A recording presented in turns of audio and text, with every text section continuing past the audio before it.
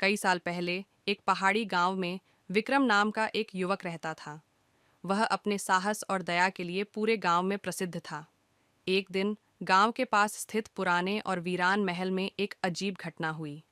महल के भीतर से रहस्यमयी आवाजें आने लगीं। लोग डरे हुए थे और वहां जाने की हिम्मत कोई नहीं कर रहा था। गांव के मुखिया ने विक्रम से कहा, अगर तुम इस रहस्य का पता लगा सको तो तुम्हें गांव के खजाने का आधा हिस्सा दिया जाएगा। विक्रम ने तुरंत चुनौती स्वीकार कर ली। अगली सुबह विक्रम अपनी तलवार और मशाल लेकर महल की ओर चल पड़ा।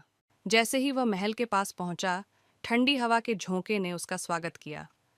महल की खिड़कियां टूट चुकी थीं और हर कोने में जाले फैले हुए थे। महल में प्रवेश करते ही विक्रम को एक पुराना दर्पण दिखाई दिया।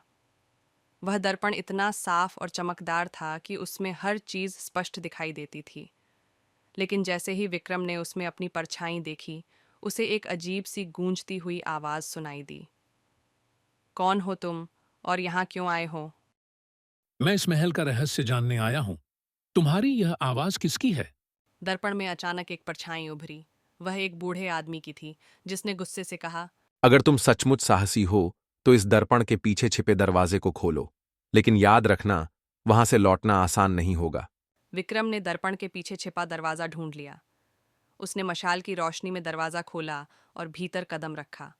वहां एक गहरी और संकरी सुरंग थी जो अंधकार से भरी हुई थी।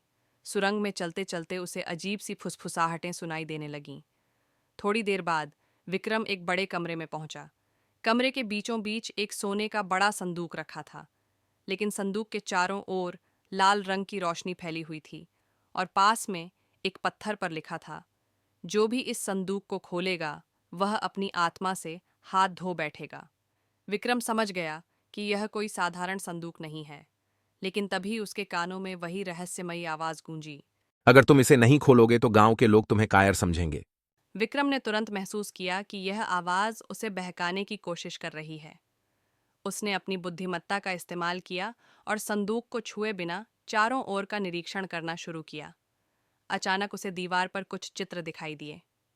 चित्रों में दिखाया गया था कि कैसे लालच और जल्दबाजी करने वाले लोग संदूक खोलकर अपनी जान गंवा चुके थे।